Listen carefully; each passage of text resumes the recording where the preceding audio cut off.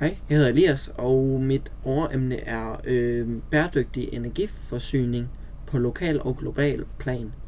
Mit underemne er Power to X, og først vil jeg egentlig snakke om, hvad betyder Power to X. Der findes 5 forskellige Power to X typer.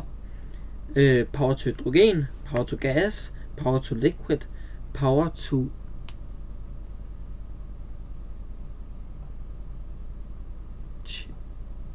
chemicals, tror jeg. Jeg er ikke helt sikker.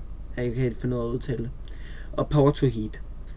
Nogle af de mest brugte er egentlig Power to hydrogen, som er en nem vedvarende energikilde til at gemme vores noget brint, som vi så kan brænde af på et senere tidspunkt, så vi kan få noget energi ud af den forbrænding. Så har vi Power to liquid. Det er, hvor vi har brint og CO2 blander vi sammen på en eller anden måde, så får vi e-fuel eller e-diesel, som kan bruges til fly, skibsfragt og tung transport. Undskyld. Og så har vi Power to heat. Det er el gennem varmepumper eller elplatoner.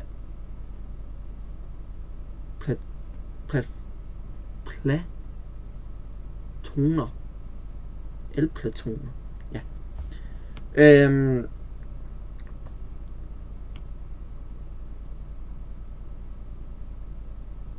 Ej, undskyld Jonas. Jeg er lige helt væk.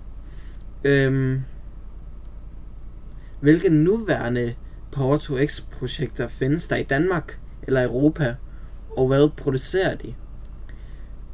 Vi har flest Power to X produkter i Skandinavien og i Tyskland. Det er egentlig der, hvor der bliver produceret mest Power to X i selve Europa. Der er flere grunde til, at vi ikke endnu har så meget Power to X i Europa. Selvom teknologien er meget lovende og vigtig for den grønne omstilling.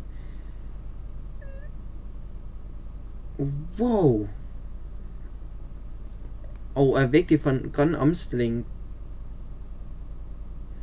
Men derfor vi ikke har så meget, det er skyldes både teknologien og det økonomiske. Fordi vi skal stadig have noget elektricitet til overs, vi kan bruge til at kunne lave det her brint eller diesel eller e-diesel. Hvilken rolle spiller Power to X i den grønne omstilling, og hvordan handler det sammen med underbygningen af vedvarende energi? Power to X spiller en meget central rolle i den grønne omstilling, især fordi det kan omdanne grøn elektricitet fra vedvarende energikilder i forvejen, for eksempel vindmøller eller solceller, til andre energiformer eller til en gennem energi til i fremtiden. Det er den her Power to hydrogen, at vi laver en elektrolyse og omdanner det til brint og kan brænde det af om nogle par år, når vi har brug for det her energi. Hvilke fordele og ulemper har Power to X sammenlignet med andre grønne energiløsninger? For eksempel vindmøller eller solceller. Power to X kan bruges overskydende strøm fra vind og sol og lave brint eller grønne brændsler. Det er egentlig at vores overordnede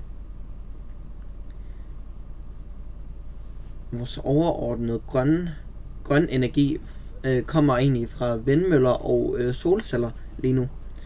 Og senere hen kan vi egentlig bruge det overskydende energi fra vindmøller og solceller til at kunne lave brint eller brændsler, som vi så kan bruge, når vi måske ikke lige har så meget af det.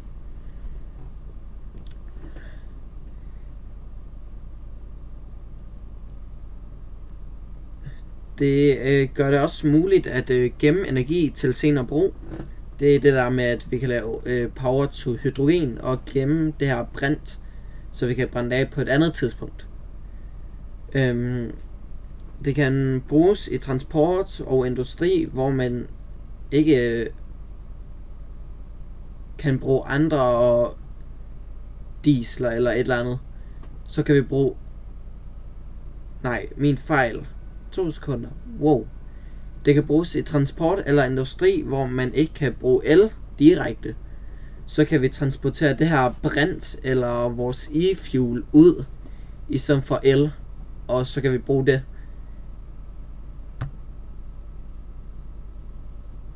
Og det kan være med til at reducere vores CO2-udledning.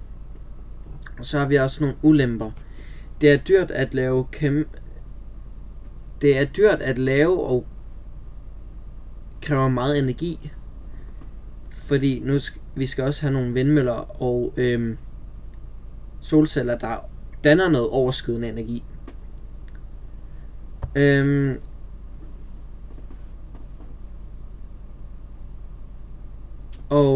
En del af det strøm, der bliver omdannet til den her grønne energi, går også tabt i processen, når vi laver vores power to liquid eller vores power to hydrogen. Det kræver meget grøn strøm at være effektiv nok til, at det er det, vi kan være stående fod på, at vi kan bruge det til senere brug.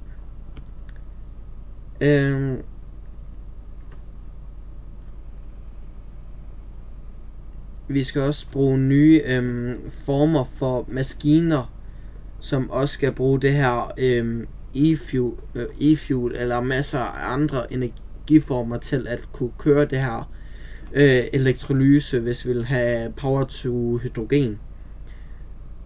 Så der skal vi også have nogle nye fabrikker og sådan noget.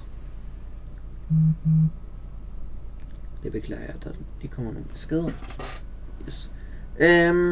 Hvilke situationer, for eksempel transport, industri, landbrug, kan få størst gavn af Power to X, og hvorfor?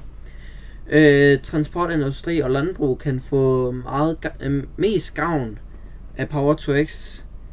De bruger meget energi, og i dag er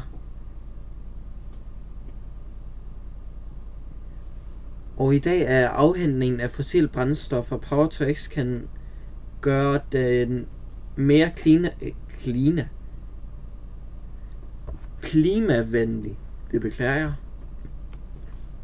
Er Power to X en nødvendig teknologi for at Danmarks klimamål, for at nå det her klimamål? Danmark har gennem klimaloven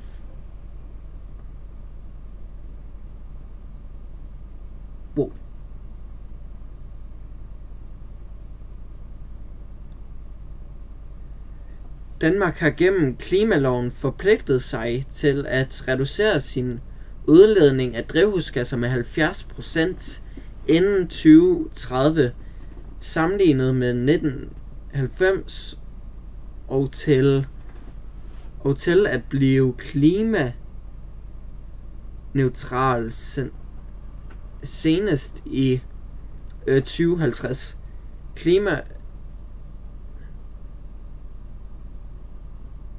Klimarådet at blive flere fossile teknologier for at Danmark når sit klimamål.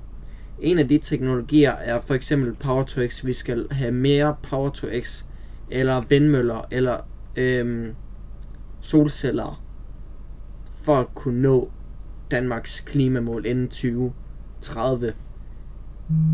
Ellers så tror jeg altså ikke, vi når at komme i mål. Hvor stor betydning kan Power to X få i fremtidens energiforsyning? Power to X kan få en meget stor betydning for fremtidens klimaforsyning, både i Danmark og internationalt. Teknologien bliver vigtig, fordi den kan hjælpe med at udnytte den grønne strøm fra vind og sol på en fleksibel måde, og sammenlignet gør det muligt at længe energi og producere klimavenlige brændstoffer. Jeg beklager virkelig meget, Jonas, når du skal høre den her. Eller andre folk, der måske ser den her på YouTube. Er det realistisk, at Power-to-X bliver en hovedløsning på verdens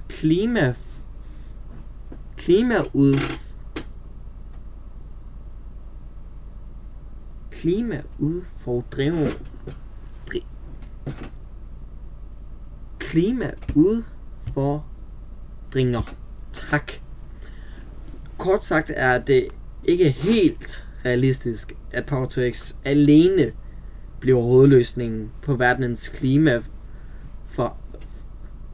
Oh my god, undskyld. Det alene bliver hovedløst. Den tager vi lige igen. Kort sagt er det ikke helt realistisk, at Power-to-X alene bliver løsningen på verdens klima udfordringer. Tak. Det beklager jeg virkelig. Jeg slukker lige min dør. Sådan der. Så er jeg tilbage. Men det kan blive vigtigt.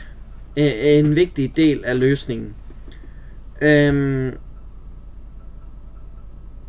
Fordelen Power-to-X kan bruges til at lave grønt brændstoffer til fly, skibe eller tung industri, og det er egentlig det, der laver rigtig meget af det her CO2-udledning i verdenen, hvor ikke el helt kan bruges direkte. Ulemper, det kræver meget energi og er stadig dyrt.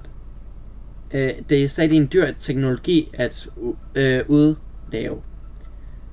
Så derfor er min konklusion på min problemstilling, som lyder... Hvordan... Nej, min fejl, vi er ikke nået til den endnu. Jeg har lige endnu et svar, jeg skal lave. Hvordan fungerer processen, hvor elektrolyse omdannes til brint via elektrolyse? Og der har jeg en video, jeg gerne vil vise jer. Så vi kører lige den her lidt ned. Og så åbner vi den her. Bum. Så har vi en lille video, jeg gerne vil vise jer. Så kører vi den. Så her sætter hun nogle ledninger til en motor, hvor vi har haft den her lille motor, hvor vi har omdannet vand til brint. Og det her brint laver så over til energi, når hun sætter de her ledninger i. Og så får den her motor så strøm, så hjulene kan køre. Og der har jeg endnu en video, jeg gerne lige vil vise jer. Den her. Det her må være den. Der har jeg lavet noget elektrolyse.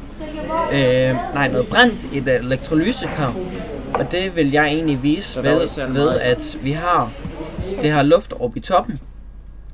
Det er egentlig ikke luft, det er brint. Så når der bliver tændt en tændstik over, brint er meget brandbart. Og når vi så sætter den her tændstik ned til, så vil det her brint blive brændt af meget hurtigt, som laver den her lille pop i den her flamme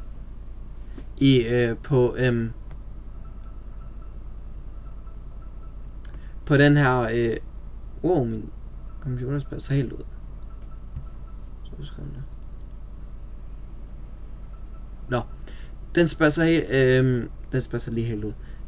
Men der bliver dannet det her lille pop i den her flamme. Og det viser egentlig, at vi har brændt det her brændt af.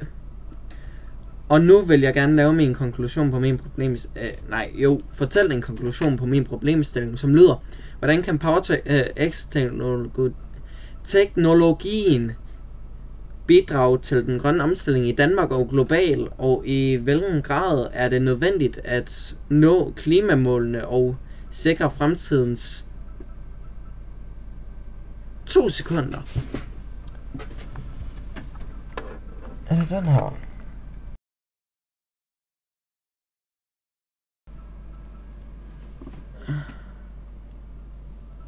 Den går helt bananas. Det er træls. Okay. I får den bare lige her på video eller lyd. Og det er den her, der spasser helt ud. Godt, jeg laver lige mit cam igen.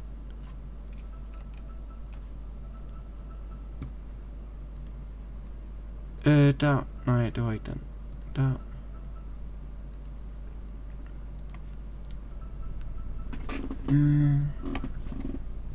Og så gør vi den lidt større.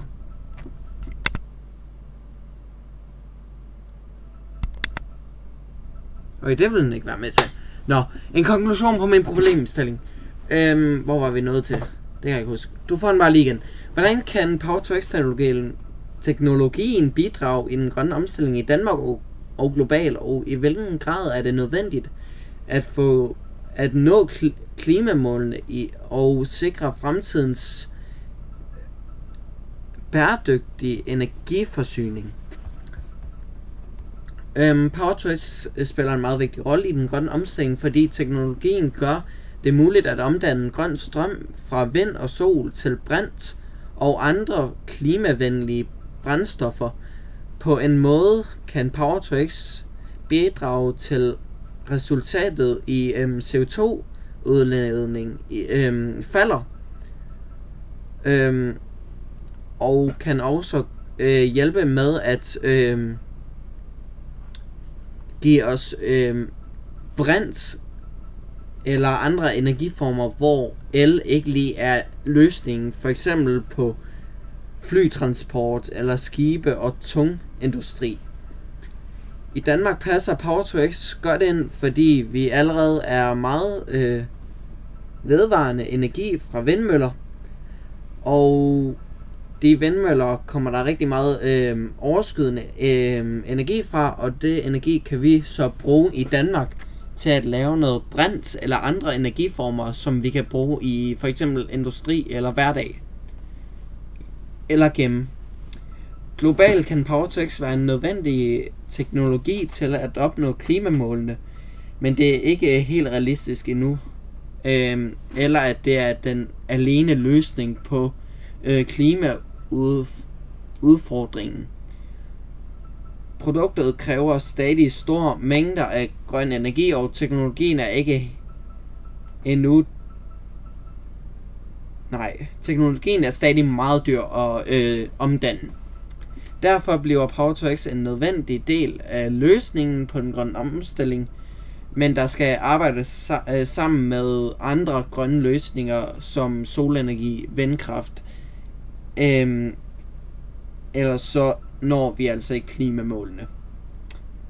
Og det var egentlig min præsentation af Power-to-X. Jeg havde desværre ikke lige nogle modeller, jeg kunne finde. Jeg kom lidt presset på min Word, og det her er også en meget presset video. Så jeg har desværre ikke fået noget at lave en PowerPoint med nogle modeller eller noget. Så håber det er godt nok.